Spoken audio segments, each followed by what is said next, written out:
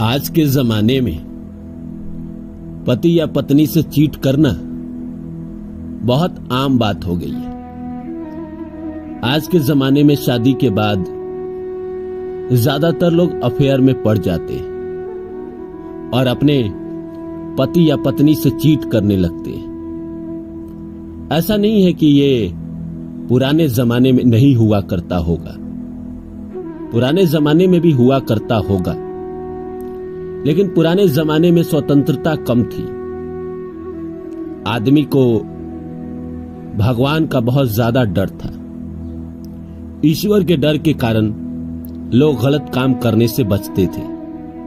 लेकिन आज कहीं ना कहीं लोगों को ये समझ में आ गया है कि ईश्वर इस धरती पर नहीं है।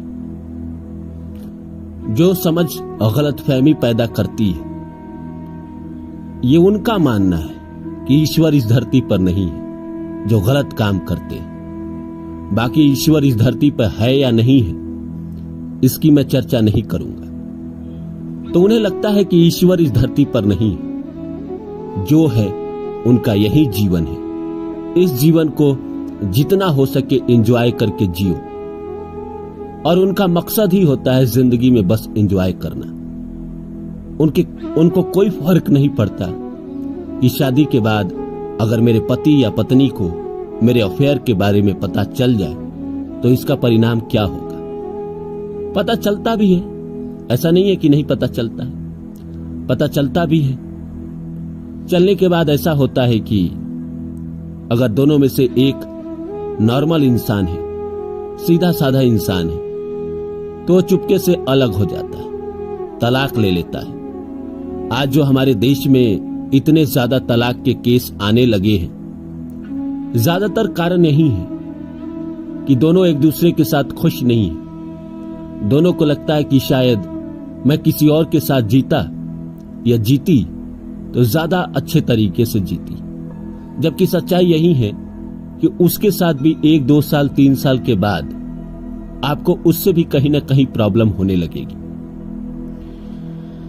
तो आइए इस विषय को समझते हैं कि क्यों ऐसा होता है कि शादी के बाद पति या पत्नी से लोग चीट करने लगते हैं किसी और के साथ रिलेशन बनाने के लिए। और किसी और के साथ रिलेशन बनाना क्या सही है या गलत है, तो आइए इस विषय को समझते हैं। तो नमस्कार दोस्त, जैसा कि आप सभी जानते हैं कि मैं आपके लिए कहानी, कविता और मोटिवेशनल वीडियो लेकर आता हूं। इसी श्रृंखला में आज लेकर आया हूं शादी के बाद पति या पत्नी से चीट करके किसी और के साथ रिलेशन बनाना सही है या गलत है। आइए इस बात को समझते हैं और शुरू करते हैं। शुरू करें इससे पहले आप सभी से आग्रह है कि आप मेरे चैनल को सब्सक्राइब कर दें और जितना हो सके शेयर करें। दोस्तों, पहले के जमाने में ऐसा नहीं हुआ करता था, लेकिन आज के जमाने में बहुत कॉमन बात हो गई है कि शादी के बाद चुपके से पति या पत्नी से छुपके किसी और के साथ रिलेशन बनाना ये आम बात हो गई है। ऐसा नहीं है कि आज भी ये पूरे की पूरी आबादी कर रही है, नहीं, आज भी लगभग 20% आबादी ही है जो ऐसा करती है। 80% आबादी आज भी ऐसी है जो अपने पति या पत्नी के साथ ईमानदार है। मेरे गुरु हमेशा एक बात कहा करते थे कि जो ईमानदार लोग होते हैं ना, वो हर जगह हर किसी के लिए ईमानदार होते हैं, और जो बेईमान लोग होते हैं वो हर जगह हर किसी के लिए बेईमान ही होते हैं। तो ऐसा नहीं है कि वही इंसान अगर अपने पति या पत्नी के साथ ईमानदार नहीं है तो बाकी दुनिया के लिए ईमानदार होगा। नहीं, हो ही नहीं सकता। जो इंसान खुद की पत्नी या खुद के पति के लिए ईमानदार नहीं है, वो सारी दुनिया के लिए कभी ईमानदारी नहीं बरत सकता। वो अपने काम में भी बेईमानी करेगा। लोगों को लगता है कि नहीं, यहां चीट कर लेते हैं और वहां अच्छा कर लेंगे। नहीं, वो आदत में शामिल हो जाती है। और रही बात, क्या ये सही है या गलत?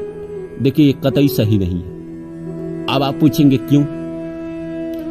तो मेरा तो एक ही जवाब है भाई कि आपको लगता है ना कि भगवान इस संसार में नहीं है, ईश्वर इस संसार में नहीं है। जो इस जन्म में जो लोग हैं जिनको प्यार नहीं मिलता है, जिनकी शादी नहीं होती है, या जिनकी शादी नरक बन जाती है। कैसे बन जाती है नरक? कोई इंसान शादी करता है अपनी जिंदगी खुशी खुशी बिताने के लिए, उसकी शादी कैसे नरक बन जाती है? कहीं ना कहीं उसके प्रारब्ध में ऐसे कर्म है, या पीछे के जन्म में, या शादी से पहले ऐसे कर्म हैं जो कहीं ना कहीं उसकी शादी शुदा लाइफ को बर्बाद कर रही है। कहीं ना कहीं उसने गलत तो किया ही है ना। देखिए, आत्मा को सब पता है। आत्मा से आप कुछ भी नहीं छुपा सकते, चाहे इस जन्म का हो, चाहे पीछे के जन्म का हो, या उसके पीछे का जन्म का। आत्मा तो अपना कर्मा लेके आएगी, और शनि राहु तो दंड देंगे। आपने जो कर्म किए, अगर आपने अच्छे कर्म किए हैं जिंदगी में, उसका भी फल आएगा, और अगर आपने बुरे कर्म किए हैं उसका भी फल आएगा। कोई कहता है कि यह बुरा कर्म कैसे हुआ?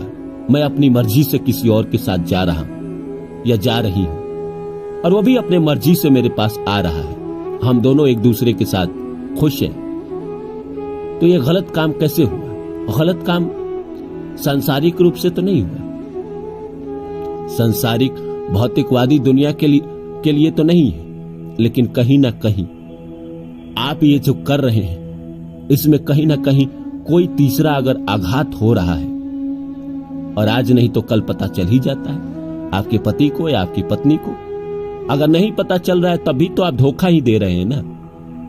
तो ये तो कर्मा आप कर ही रहे हैं ना, एक ना एक गलती तो कर ही रहे हैं, और उसकी सजा तो मिलेगी ना। ईश्वर किसी को नहीं छोड़ते अगर आपने गलत कर्म किया है तो। कई लोग कहेंगे ये तो ईश्वर ही करवा रहे हैं ना। हाँ, ईश्वर ही करवा रहे हैं, आपके प्रारब्ध के कर्मा ऐसे थे, और ईश्वर आपकी जिंदगी में कुछ नहीं करते, आपकी आत्मा करती है। आपकी आत्मा पिछले जन्म, कई जन्मों से आदी हो चुकी है इन सब चीजों का, तो वो तो कहीं भी हो, किसी भी जन्म में हो, ऐसे काम करेंगी, और करेगी तो बाकी चीजें प्रभावित होगी, काम प्रभावित होगा, जीवन में और चीजें प्रभावित होगी, जिसकी वजह से आपकी जिंदगी में परेशानी आएगी, दुख आएगा, तकलीफ आएगा। फिर ये सवाल मत करिएगा कि ईश्वर मेरे साथ ऐसा क्यों करते हैं, मेरी जिंदगी तबाह क्यों करते हैं, मेरी जिंदगी में दुख क्यों लाते हैं। आप जिंदगी में कहीं भी कोई गलती कर रहे हैं, उसकी सजा किसी भी रूप में मिल सकती है। आपने अपने पति या पत्नी को चीट किया किसी और के साथ रिलेशन बनाने के लिए, तो ऐसा नहीं है कि सिर्फ आपको रिलेशन के मामले में चोट पड़ेगा।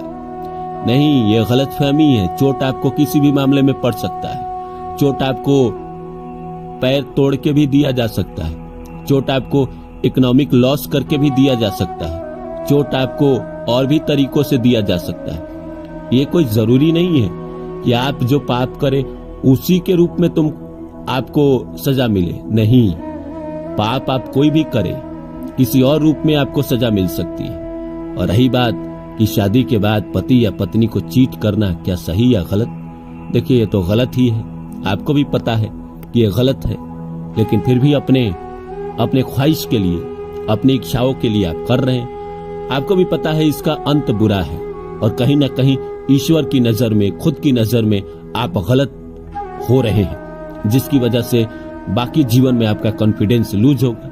हमेशा आपको डर बना रहेगा कि अगर मैं पकड़ी गई या पकड़ा गया तो मेरी जिंदगी तबाह हो जाएगी।